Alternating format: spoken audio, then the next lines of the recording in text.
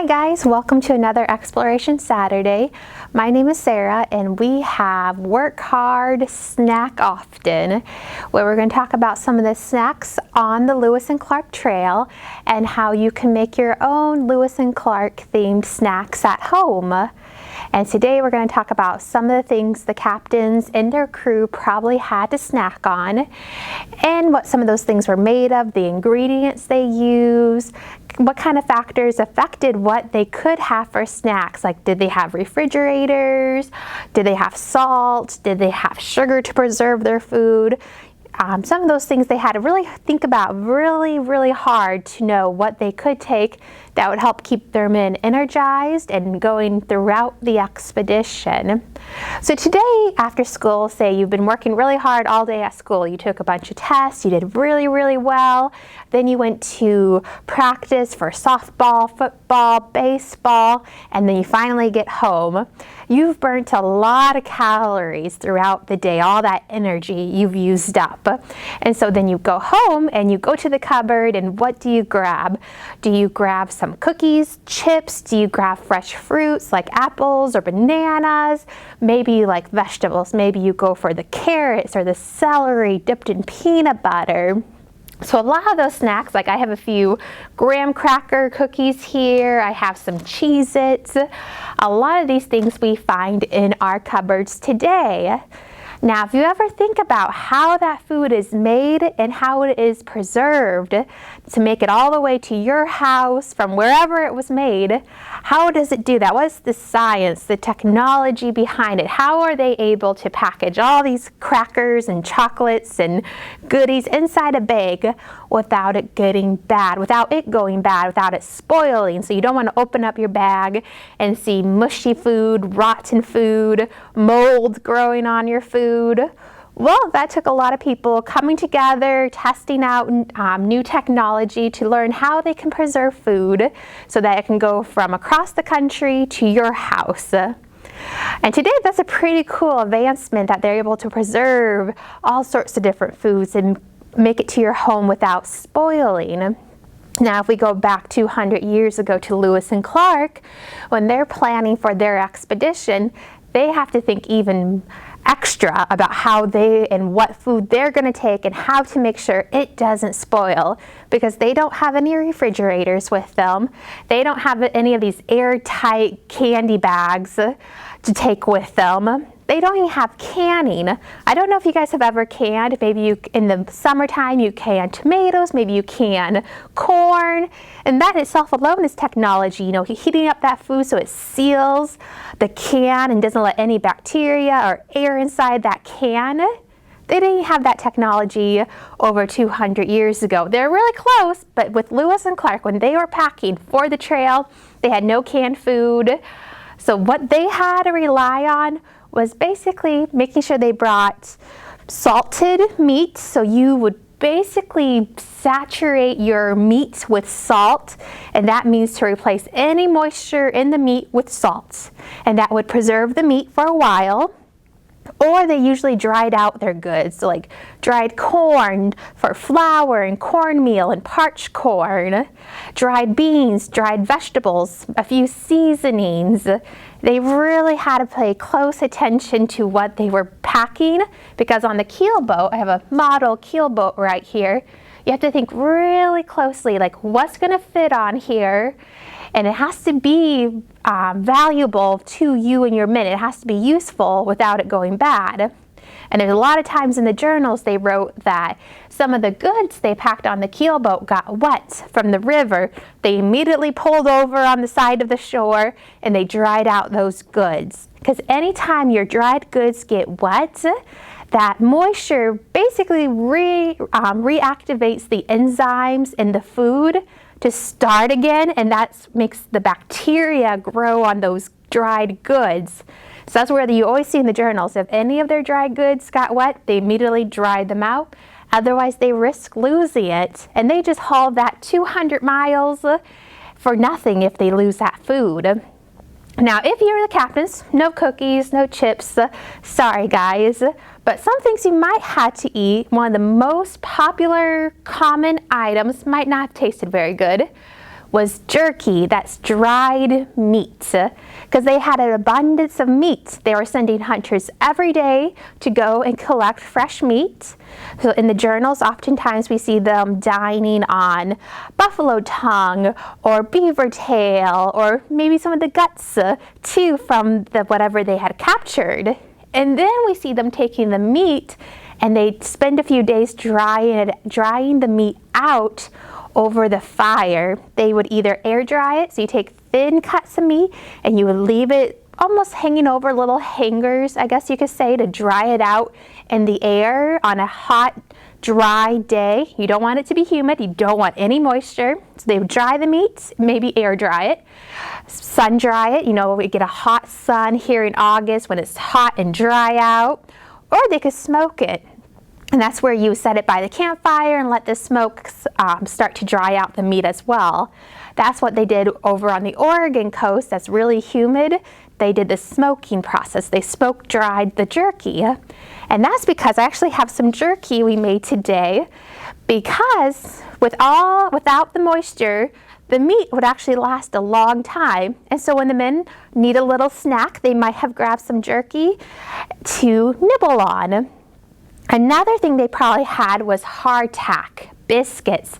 Basically, these biscuits were flour, you know, like dry corn or wheat that they mixed with water. They baked it until it was very dry. So you mix flour with water, bake it in the oven for a whole couple of hours, and then you got these really dried biscuits you can munch on during the expedition too. Didn't taste very good either. Another thing they could use maybe was the fresh fruits and vegetables they could munch on when they were traveling. We know from the journals they had buffalo berries, they had ground nuts, blackberries, sunflower seed, acorns, edible thistles.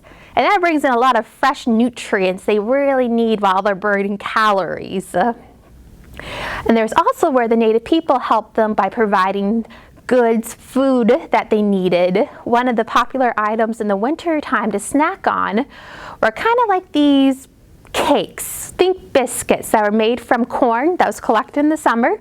The corn was dried out, pounded it down, so it's all just dried cornmeal, mixed with a little water, bake that, and then you save that for winter when you don't have fresh ingredients, and you can nibble on that during the winter time for a snack. So they had a lot of help from the native people. We know Sacagawea, one of the things she collected was prairie turnips for the men, something you can nibble on while you're exploring. Now you probably are thinking some of these foods don't sound very good, and that's very true. A lot of those seasonings we add into our snacks today, like sugar and salt and cinnamon and peppermint, those are very expensive seasonings back then. So their snacks were made with the barest ingredients for them to nibble on. Now that's just a little bit of something about what they would have had for snack time. They would have had jerky, they would have had these hardtack biscuits, any fresh fruits or vegetables they found during their travels that they could nibble on at the time. But otherwise, they really had to rely on the supplies they brought with them on the keel boat. Now today I'm going to teach you how to make your own jerky at home. And I thought I'd take a little inspiration from the fruit they found on the expedition. And so in just a second I'm going to grab my mixing bowls and I'm going to show you how to make fruit jerky or fruit leather. And we're going to use some bananas and blueberries and we're going to mix it all together. We're going to dry it out into some fruit leather for you to nibble on for a snack. And then after this video, I'll post another one where I will teach you and show you how to make jerky, meat jerky yourself in the oven.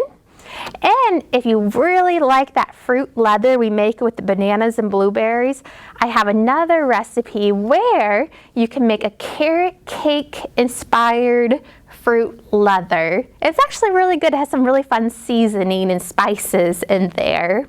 So stay tuned, guys. We're gonna switch over to some banana berry fruit leather.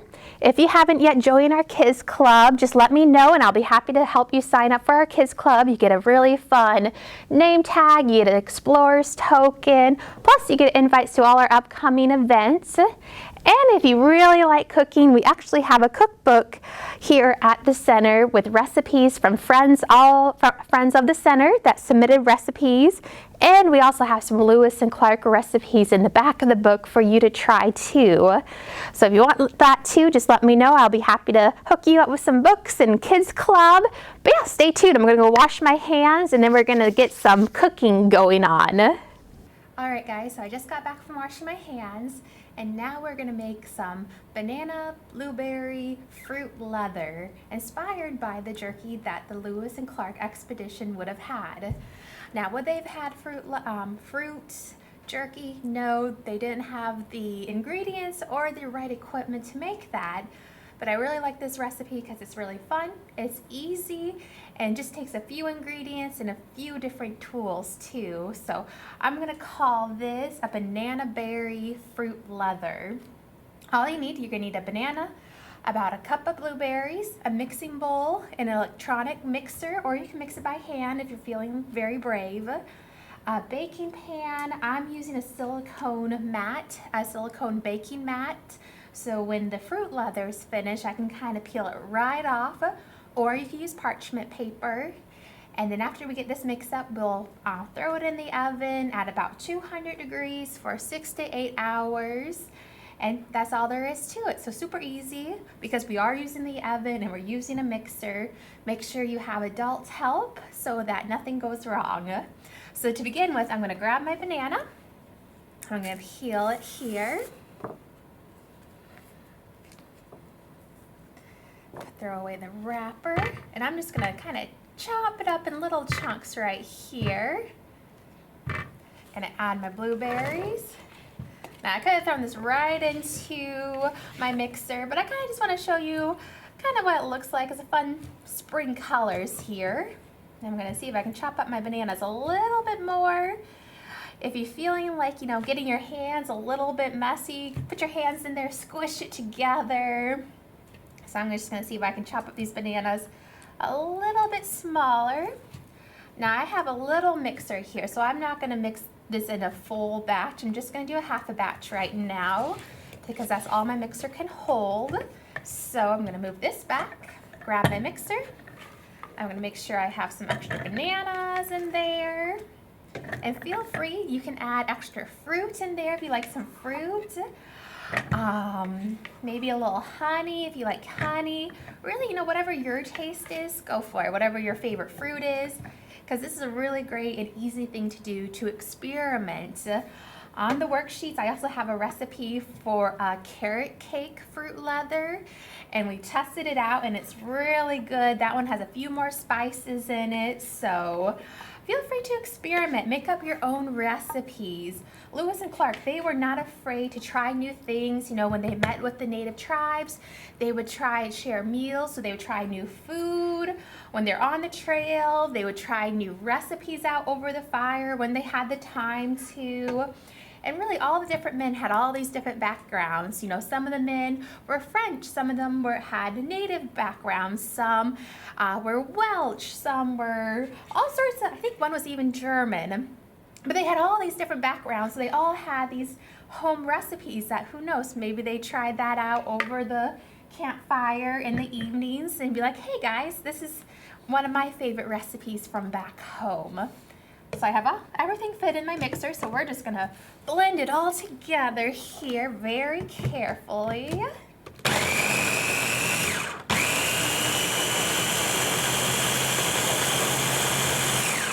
And basically you want to puree it so it's all mixed together.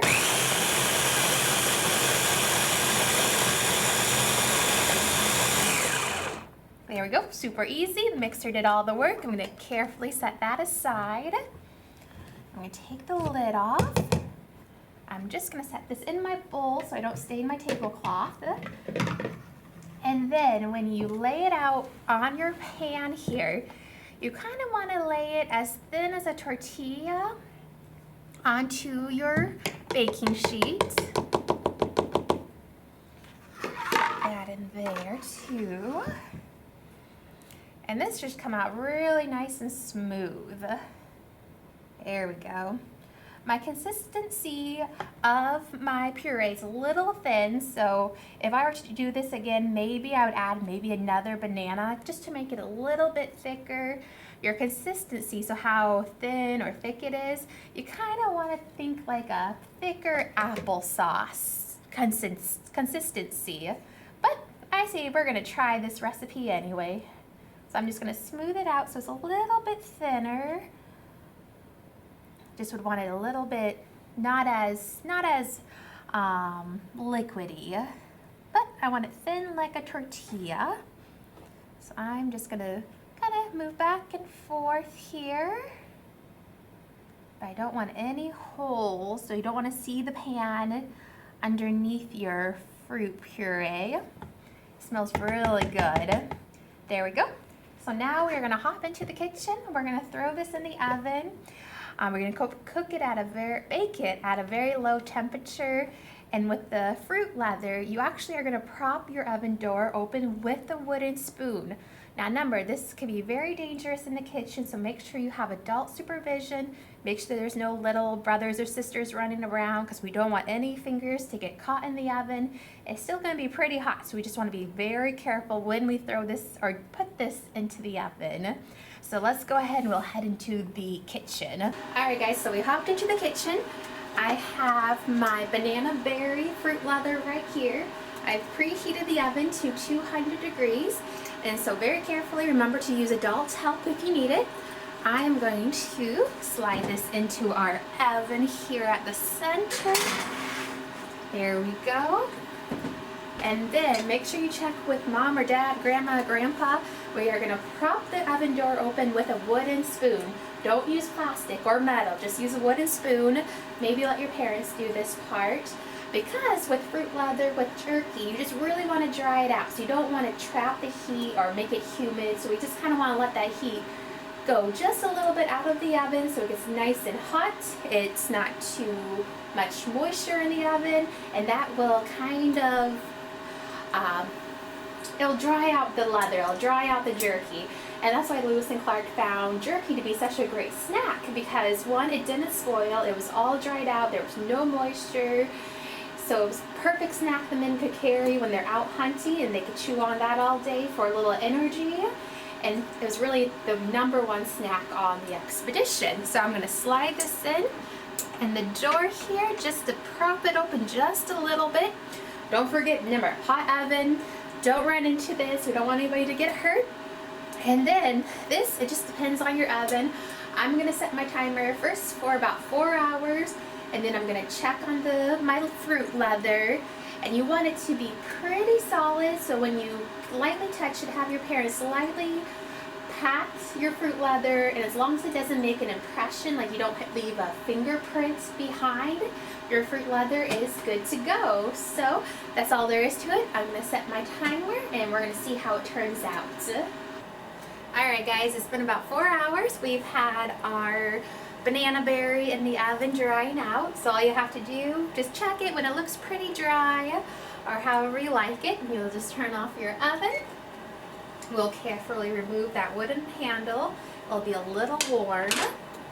And we'll check out how our pan turned out. Doesn't look the most appetizing, but most things that are called fruit leather don't look very appetizing. We'll close that. And let's see if I can kind of peel it up. So when I kind of pat it with the spatula, it's pretty solid.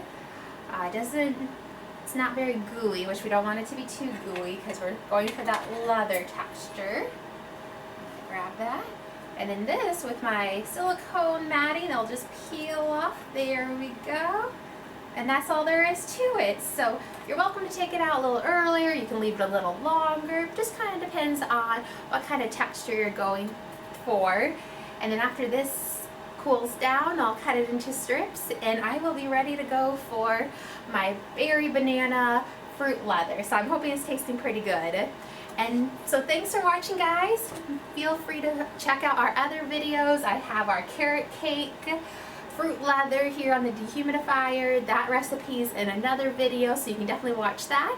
If you have any questions or concerns, or feel free to share your recipes or your pictures of trying out these recipes in the comments below, and I will see you next time.